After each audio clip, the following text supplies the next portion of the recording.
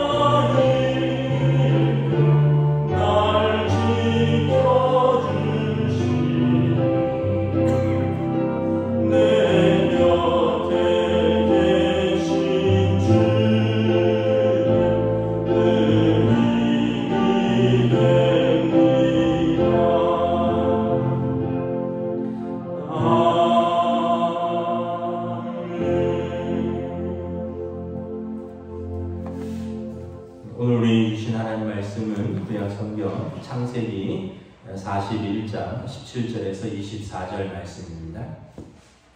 창세기 41장 17절에서 24절까지 말씀입니다.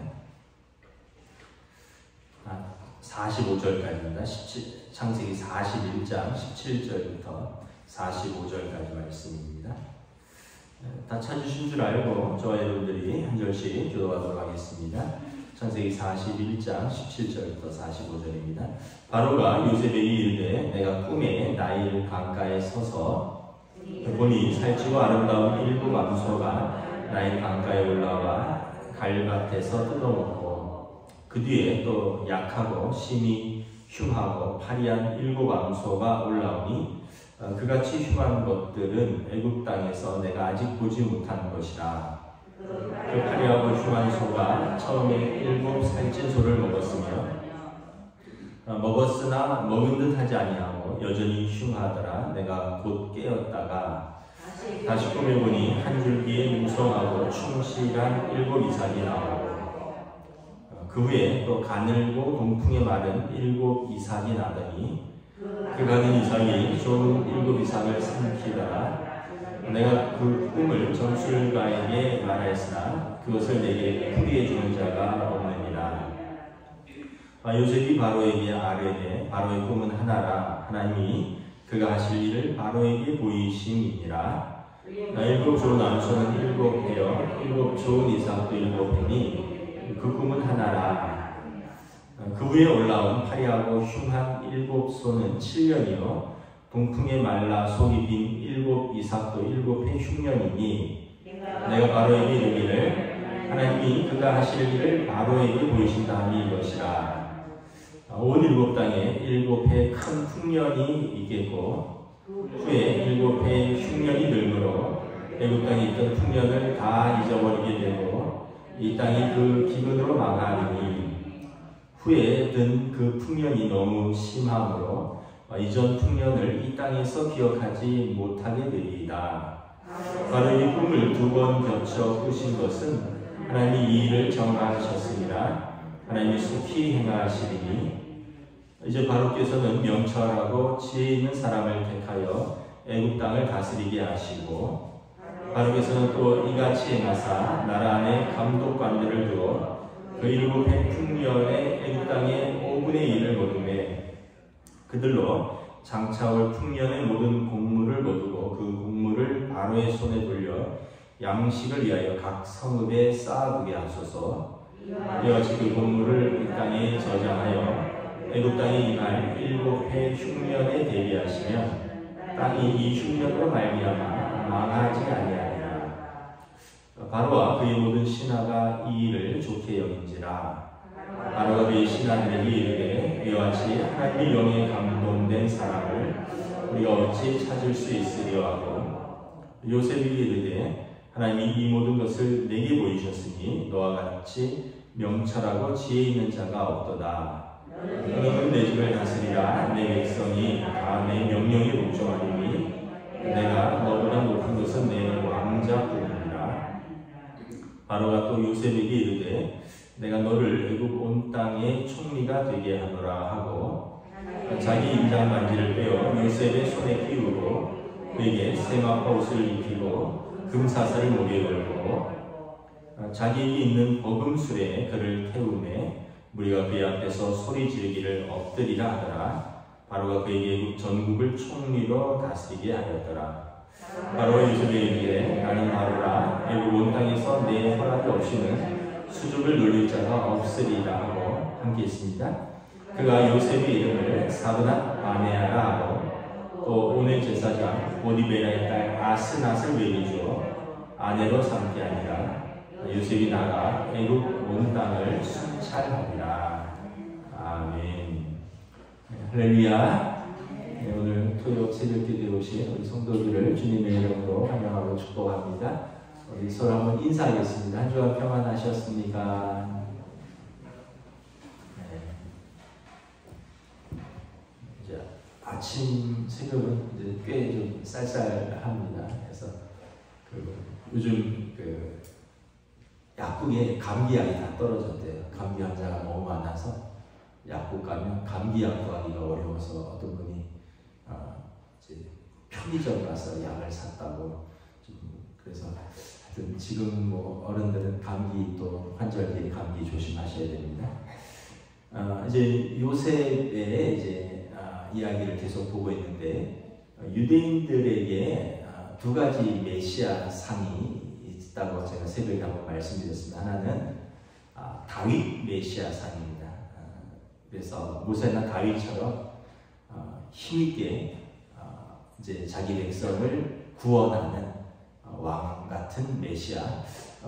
다니엘서 7장에 보면 하나님께서 이제 그의 아들에게 나라와 권세와 영광을 주고 그리고 그가 구름을 타고 이 땅에 오셔서 자기 백성을 힘있게 구원하는, 그래서 다윗의 후손 예수 그리스도의 자손, 아브라함과 다윗의 후손 예수 그리스도의 계보라, 다윗의 후손으로 오는 이제 메시아를 유대인들이 믿고 있고, 또 하나 메시아는 요셉 메시아입니다. 요셉 메시아는 고난당하는 메시아입니다.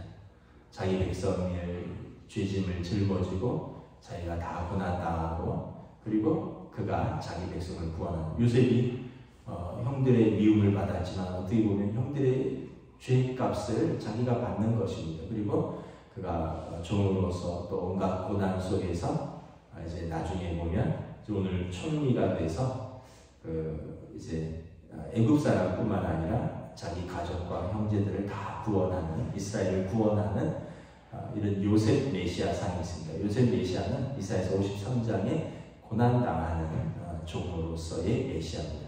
그래서 여러분, 우리가 두 가지 메시아가 있구나. 우리는 익숙한데 유대인들은 고난당하는 메시아를 싫어합니다.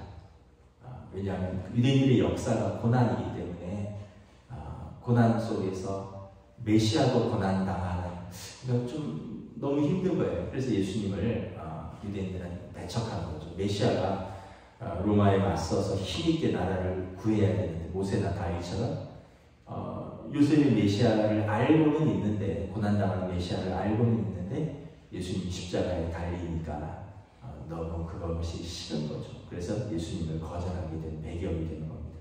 그래서 지금 오늘은 이제 요셉이 총리에 오르는 내용입니다. 그래서 요셉 메시아는 요셉은 고난당하는 메시아를 구약에서 보여주는 인물이다라고 생각을 하시면 되겠습니다. 41장 오늘 17절부터 쭉 본문에 보면 바로가 꿈을 꿉니다. 쭉 꿈 내용은 두 가지죠. 살찐 암소들이 이제 애굽 땅에 이렇게 나일 강가에서 풀을 뜯고 있는데, 19절에 보면 약하고 심히 흉하고 파리한 7 암소가 올라와서 그 살찐 소를 먹어버렸다는 것입니다. 21절에 보면 살찐 암소들을 먹었음에도 불구하고 파리한 암소가 여전히 굶은 것처럼 흉한 상태다. 또 22절부터 24절에 보면 좋은 7 이삭이 나왔는데 마른 이삭을 삼켰다라는 것입니다. 그래서 우리가 이제 이 꿈에 대해서 바로는 이제 나라를 통치하는 사람이니까 이 통치자가, 또 바로는 애굽의 신으로서 자기 꿈을 시원하게 해석하지 못하고 자기 주변에 있는 점술가들이나 또 지혜자들이 꿈을 해석을 못해주니까 마음이 이제 번민이 오고 불안과 두려움이 오는 것입니다. 올해 풍년이라고 그러더라고요.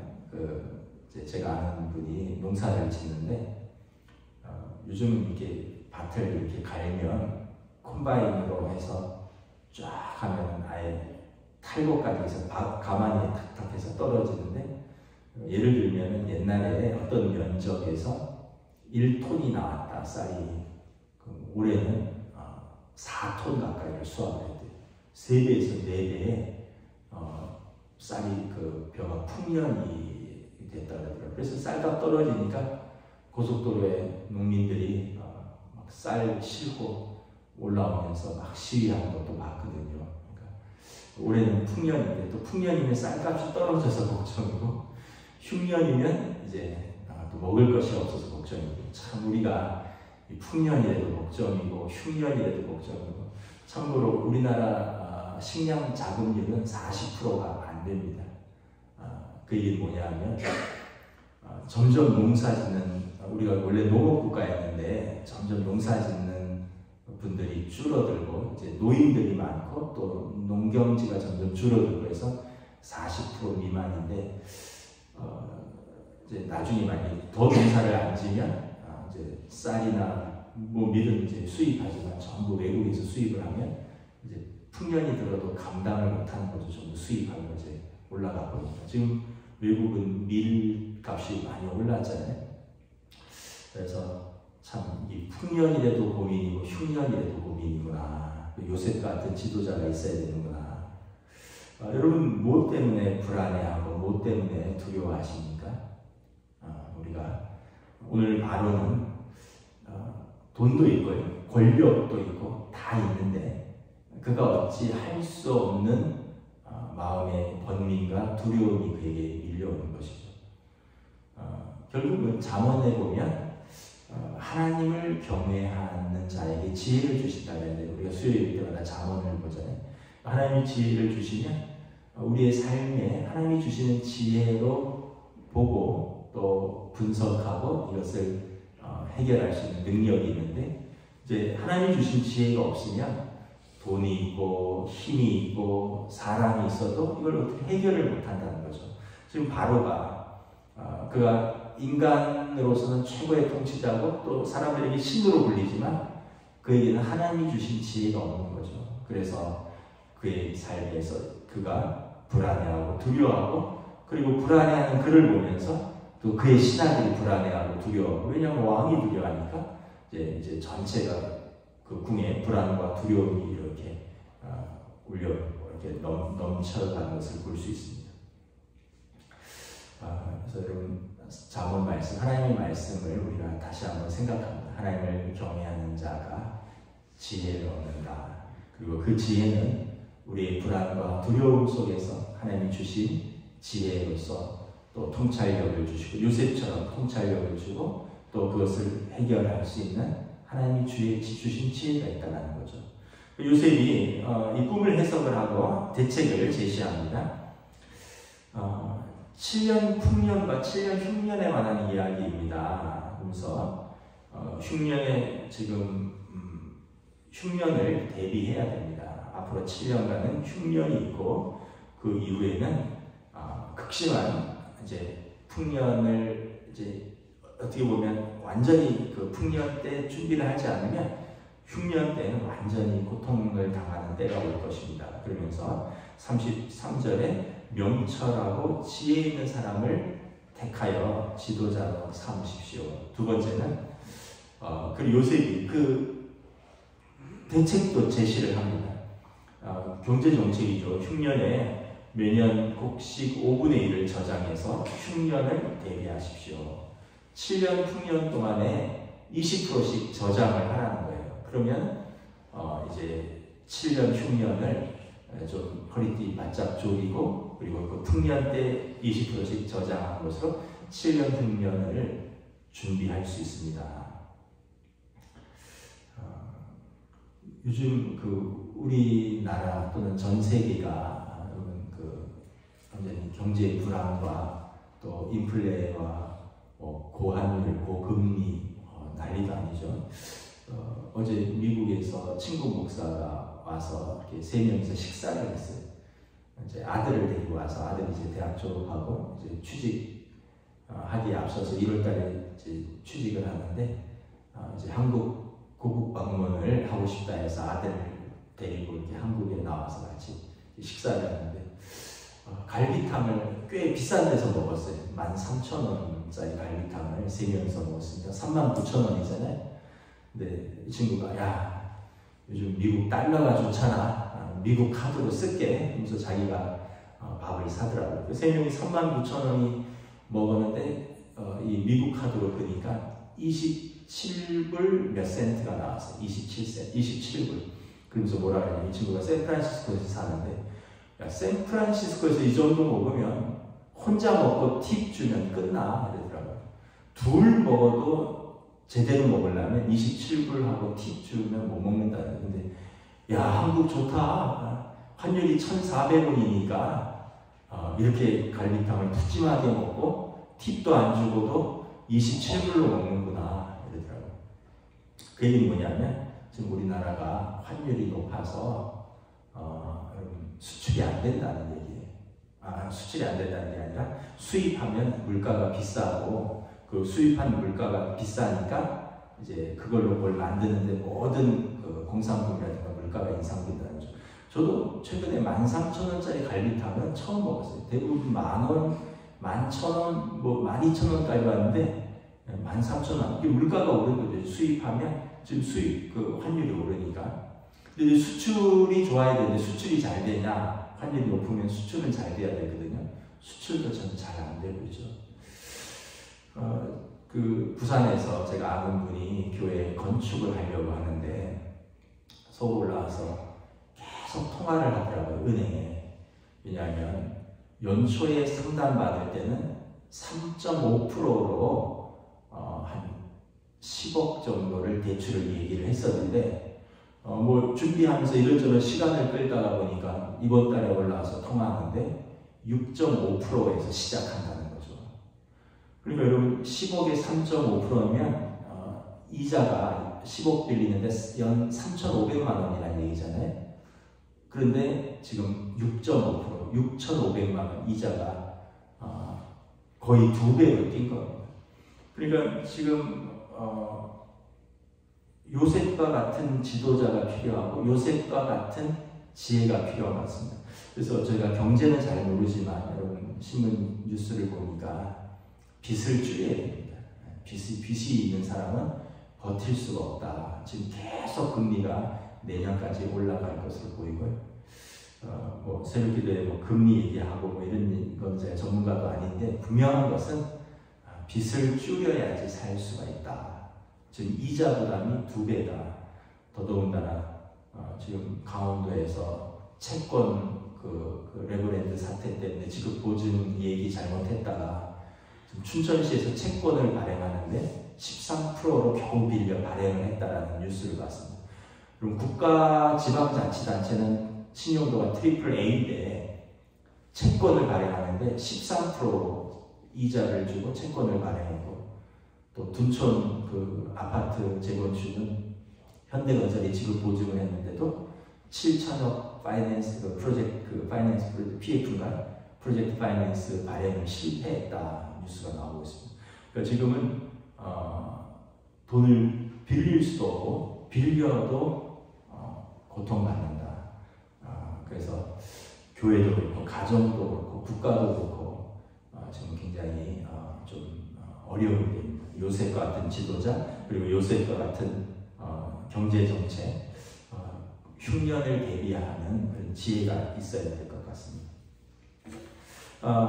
바로가 이 요셉의 말을 듣고 마음에 번민이 사라지고 평안이 옵니다. 38절에 보면 37절 8절에 바로와 그의 모든 신하가 이 일을 좋게 여긴지라. 바로가 그의 신하들에게 이르되 이와 같이 하나님의 영에 감동된 사람을 우리가 어찌 찾을 수 있으리요. 그러니까 여러분 한 사람이 지혜가 있으면 그 주변에 있는 사람들에게 평안이 임하는 겁니다. 한 사람이 하나님의 은혜가 임하면 왜냐하면 하나님의 영에 감동된 사람 한 사람이 임하니까 그 주변에 있는 사람들이 평안이 임하는 거죠. 그래서 여러분 우리가 돈 잘 벌기는 어렵잖아요. 공부 잘하기도 어렵습니다. 또 건강은 이건 어떻게 장담할 수 없는 거니까 하여튼 우리가 잘하기 어려운 것들이 세상에 너무 많습니다. 그런데 잘할 수 있는 게 하나 있어요. 하나님 잘 믿는 것. 이거는 그렇게 어렵지 않은 것 같은데 돈 잘 벌려고 막 새벽부터 밤늦게까지 일해도 이게 그냥 돈 벌고 돌아와서 쓰러져서 자고 피곤해서 또 하고 일하고 매일 반복되는데 돈 잘 벌는 게 참 어렵죠. 공부 잘하기도 얼마나 어려워요. 이제 수능철이라서 지금 아이들 고3들 다 비상인데 공부 나름대로 열심히 했다고 하는데 원하는 대학 마음에 원하는 대학 가는 게 쉽지 않거든요. 근데 여러분 하나님 앞에서 믿음으로 사는 거, 이거는 우리가 조금만 신경 쓰면 할 수 있는 거거든요. 제가 어제 친구 목사 부자랑 식사를 했다고 그랬잖아요. 이 친구가 이제 신대원 동기고 군대 동기고 그래서 굉장히 친한 친구인데 큰아들하고 둘이 한국 여행 왔는데 큰아들은 이제 뉴욕 대학교를 마치고 거기서 이제 컴퓨터 사이언스를 전공하고 이제 실리콘밸리에 취직을 해서 이제 뉴욕에서 공부 마치고 다시 샌프란시스코 집에 온 거죠. 이제 아빠랑 둘이서 한국 방문하고 이제 양가 할아버지 할머니도 보고 여행도 하고. 근데 너무 친한 거예요. 22살인데 너무 친한 거. 23살이죠. 너무 친해. 그래서 내가 야 아빠 친하냐? 아빠랑 친하냐? 그랬더니 이 친구가 참 의미 있는 말을 하더라고요. 목사님, 우리 아빠는요, 미국에 오래 살아서 발음이 좀 꼬였어요. 우리 집 가훈은요, 사이좋게 지내자예요. 우리 집 가훈은 사이좋게 지내자. 그래서 아빠, 엄마가 공부 못해도 된다. 그리고 돈 못 벌어도 된다. 가족이 사이좋게만 지내자. 이게 자기네 가훈이래. 그래서 제가 마음에 참 큰 또 감동을 받았어요. 야, 그렇구나. 아까도 얘기했지만 공부 잘하는 거 어렵잖아요. 또 돈 잘 버는 것도 어렵잖아요. 근데 조금만 신경 쓰는 건 뭐냐면 가족이 사이좋게 지내는 거는 조금만 신경 쓰면 되는 거예요. 그러니까 23살 그 아들하고 친구처럼 제가 이제 교통편이 없다고 해서 용인까지 제가 좀 태워오고 이런 좀 수고는 하긴 했는데 이제 둘이서 이제 서울 와서 밥 사놓고 풀어주니까 둘이서 이제 서울 막 다니는 거죠. 저희도 나쁘진 않은데 여러분 내가 더 잘해야겠다. 아이들의 마음에 아빠랑 사이좋게 지내는 집안, 엄마랑 사이좋게 지내는 자녀들, 여러분 가정들 그런 가족들 되시길 축복합니다. 여러분 그거 얘기했지만 여러분 하나님의 영에 감동돼야지 할 수 있는 겁니다. 성령에 감동되면 주변의 사람들이 평안을 누리고 은혜를 누릴 수 있다는 것입니다. 그래서 우리가 특별히 잘할 수 있는 거, 못하는 걸 잘하려고 애쓰지 마시고 하나님이 주신 가족들, 하나님이 주신 일들 그 안에서 뜨겁게 사랑하고 열심히 살면 하나님께서 모든 것이 합력하여 선을 이루도록 인도하시는 것이죠. 40절에도 보면 바로가 이렇게 얘기합니다. 39절 40절 요셉이 이르되 하나님이 이 모든 것을 내게 보이셨으니 너와 같이 명철하고 지혜 있는 자가 없도다. 너는 내 집을 다스리라. 내가 내 백성이 다 내 명령에 복종하니 내가 너보다 높은 것은 내 왕자뿐이니라. 왕이 인정을 하는 거죠. 야, 히브리 노예가, 히브리라는 뜻은 뭐냐면 떠돌아다닌다. 정처 없이 떠돌아다닌다라는 뜻이 히브리라는 뜻입니다. 히브리 민족, 아브라함이 떠돌아다녔죠. 야곱이 떠돌아다녔죠. 지금 떠돌아서 애굽까지 왔죠. 그것도 노예입니다. 히브리 노예인 너가 하나님께서 내게 주신 지혜가 있다. 네가 왕인 나보다 더 낫다. 네가 내 집을 다스려라. 이집트를 네가 통치하라는 겁니다. 그러면서 자기 손에 인장 반지를 빼어서 요셉의 손에 끼워줍니다. 그리고 애굽의 총리로 세우는 것입니다. 여러분 여기도 나온 바로의 고백입니다. 하나님의 지혜로 내 집을 다스리라. 그래서 여러분 우리가 여기서 깨닫는 것은 저는 한 가지를 말씀드리고 싶습니다. 여러분들의 집을 성령 충만하여 하나님의 지혜로 다스리시기를 축복합니다. 성령 충만한 한 사람이 있으면 그 집에 평안이 임하고 번민과 두려움이 물려가고 하나님이 주신 지혜가 있고 하나님이 주신 은혜가 있고 하나님이 주신 평안이 있고 그리고 그런 사람이 그 집을 다스릴 때 그 집의 사람들이 이제 구원을 얻는 거죠.